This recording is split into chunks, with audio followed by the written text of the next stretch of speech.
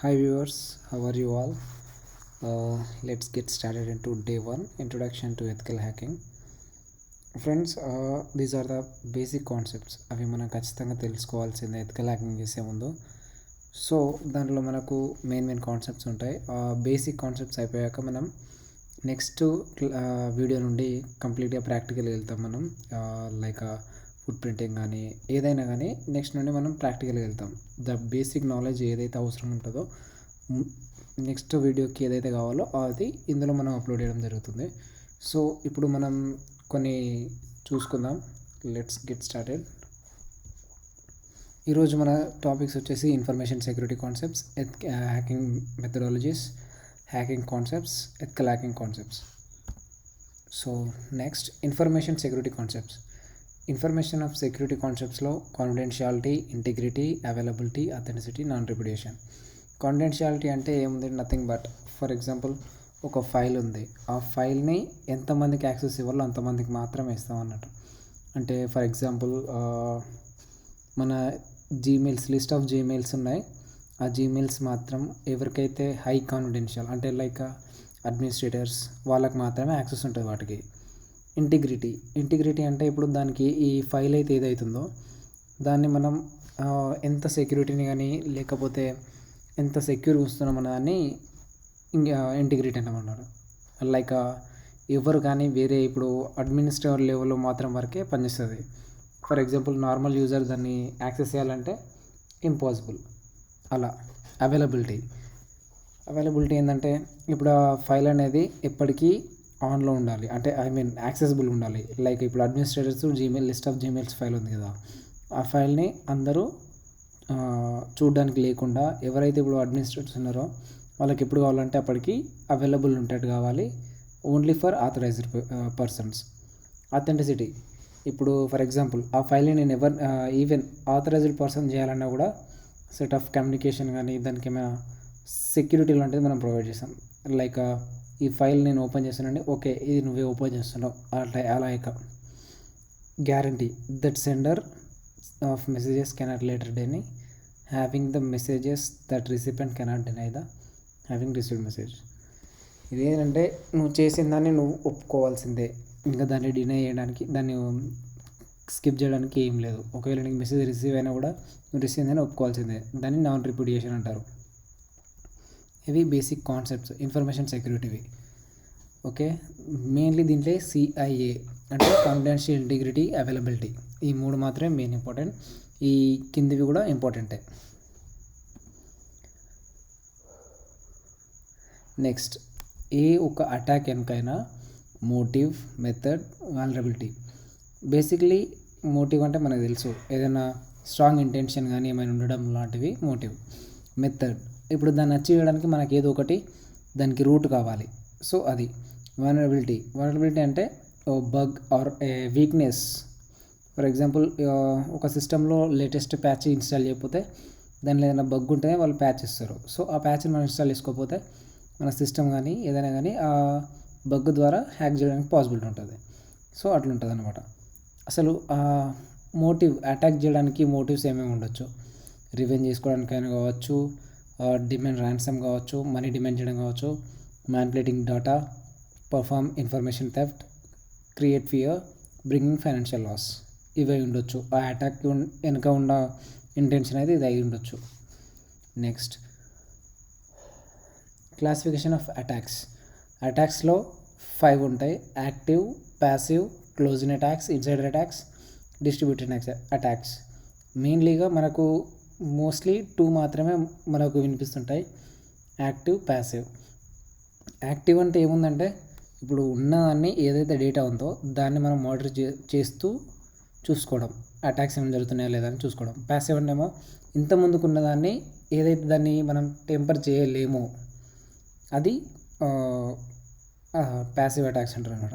Close in attacks for example ఇప్పుడు నేను passwords గిట్ట ఏమైనా టైప్ చేస్తున్నా, వెనుక నుండి ఎవరైనా చూసి దాన్ని చేయడం, లేకపోతే మనల్ని ఫాలో అవుతూ ఏమైనా చేయడం, అలాంటిది ఇన్ఫర్మేషన్ గ్యాదర్ కానీ ఏదైనా చేయడం అలా. ఇప్పుడు ఫర్ ఎగ్జాంపుల్ నేను ఫైల్ పెట్టినా ఆ ఫైల్ రీప్లేస్ చేయడం, అలాంటివి. ఇన్సైడర్ అంటే ఇప్పుడు మన ఆర్గనైజేషన్లో కానీ కంపెనీలో కానీ పనిచేస్తూ మనకి తెలియకుండా మనకే వెన్నుపోటు పడడం లాంటిది. దాన్ని ఇన్సైడర్ అటాక్స్ అంటాం. డిస్ట్రిబ్యూటెడ్ అటాక్స్, ఇప్పుడు చాలామంది సిస్టంలో ఏదైనా సాఫ్ట్వేర్ లేదంటే క్రాక్ వర్షన్ యూజ్ చేస్తాం. మేబీ అటాకర్ ఏం చేస్తాడంటే దాంట్లో ఏదైనా మలిషియస్ ఇంటెంట్ తోటి దాన్ని క్రాక్ చేస్తాడు. సో ఆ మలిషియస్ కోడ్ అయితే ఉందో మనం దాంట్లో ఇన్స్టాల్ చేసినప్పుడు, మన సాఫ్ట్వేర్ ఇన్స్టాల్ చేసినప్పుడు కానీ ఏమైనా చేసినప్పుడు అది రన్ అవుతూ ఉంటుంది. సో అది అలా కూడా డిస్ట్రిబ్యూషన్ అటాక్స్ అంటారు. Next, ethical hacking methodology. మనకు ఇన్ఫర్మేషన్ ఫుట్ ప్రింటింగ్ అంటే ఇన్ఫర్మేషన్ గ్యాదర్ చేయడం, స్కానింగ్. ఇప్పుడు ఆ ఇన్ఫర్మేషన్ గ్యాదర్ చేసినాక మనకు ఐపీ అడ్రస్ కానీ అలాంటివి ఏమైనా దొరుకుతుంటాయి.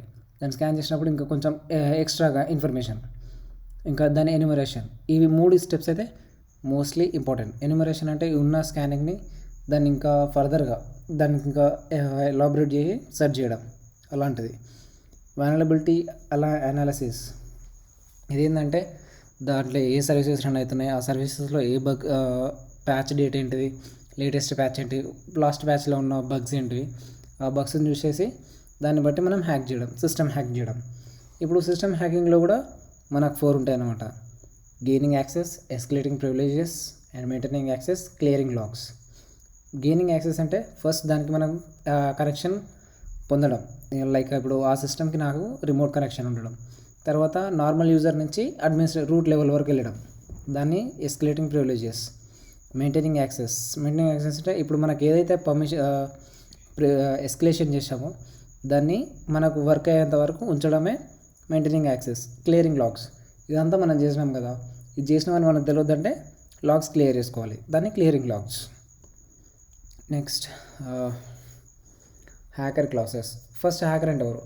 హ్యాకర్ అంటే మలిషియస్ ఇంటెంట్ తోటి మన సిస్టమ్ని కానీ ఏదైనా చేయడం కోసం ఇంటెన్షనలీ చేయడాన్నే హ్యాకర్ అంటారు. అండ్ ఇల్లీగల్ థింగ్స్, లైక్ ఇప్పుడు ఏంటంటే నా పర్సనల్ ఇన్ఫర్మేషన్ థెఫ్ట్ చేసి ఎక్కడైనా అమ్ముకోవడం, ఇలాంటి ఇంటెన్షన్స్ ఉన్న వాళ్ళని హ్యాకర్స్ అంటాం అన్నట్టు. దాంట్లో ఇప్పుడు చాలామంది హ్యాకర్స్ ఉంటారు. Black hat hackers, white hat hackers, grey hat hackers, suicide attacks hackers, script kiddies, activist. First of all black hat hackers అంటే నథింగ్ బట్ హ్యాకర్స్, ఎవరైతే ఇల్లీగల్ థింగ్స్ చేస్తారో అండ్ ఈ మలిషియస్ ఇంటెంట్ చేసే వాళ్ళందరినీ బ్లాక్ హ్యాట్ హ్యాకర్స్ అంటాము. White hat hackers అంటే ethical hackers.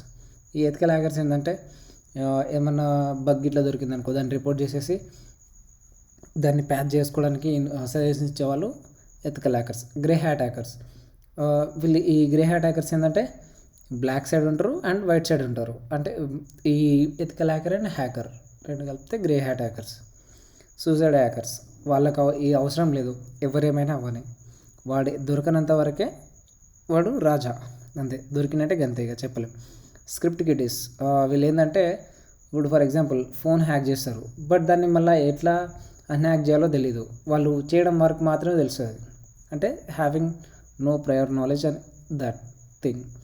యాక్టివిస్ట్లు, వీళ్ళు ఏంటంటే ఏదన్నా పోరాటం లాంటివి, లైక్ ఇప్పుడు మనకు సిపిఐ పార్టీ ఉంది, ప్రజల కోసం పోరాడుతుంది, ఇట్లా ఇలాంటిది అన్నాడు. పార్టీల గురించి చెప్పడం నా ఇంటెన్షన్ కాదు, బట్ జస్ట్ ఎగ్జాంపుల్ అంతే. ఇది ఫ్రెండ్స్, ఇప్పుడు ఈ ఫస్ట్ మాడ్యూల్ అయితే ఇది ఇంట్రడక్షన్ టు ఎథికల్ హ్యాకింగ్లో మనకు కావాల్సిన బేసిక్ నాలెడ్జ్. అండ్ ఇంకోటి ఏంటంటే ఎథికల్ హ్యాకర్స్కి కావాల్సింది ఏంటిది, ఎథికల్ హ్యాకర్స్కి కొన్ని లిమిటేషన్స్ ఉంటాయి, రూల్స్ ఉంటాయి, వాటిని ఫాలో అవ్వాలి. అండ్ ఎథికల్ హ్యాకర్ కూడా ఒక కొన్ని రూల్స్ ఫాలో అవ్వాలి, యాజ్ వెల్ యాజ్ వాళ్ళకు కొన్ని సెట్ ఆఫ్ రూల్స్ని ఫాలో అవుతూ వాళ్ళకు చేయాలి, ఏది రిపోర్ట్ చేయాలి, ఏమైనా బగ్ దొరికితే దాన్ని ముందునే రిపోర్ట్ చేసి దానికి ప్యాచ్ ఏంటిది అనేసి చేసుకోవాలి, దాన్ని ఎథికల్ హ్యాకర్ అంటారు అన్నమాట. ఓకే ఫ్రెండ్స్, ఇది ఈ ఫస్ట్ వీడియో లెంత్ అయిపోతుంది. Thank you so much, thank you so much, and please do subscribe and share to your friends.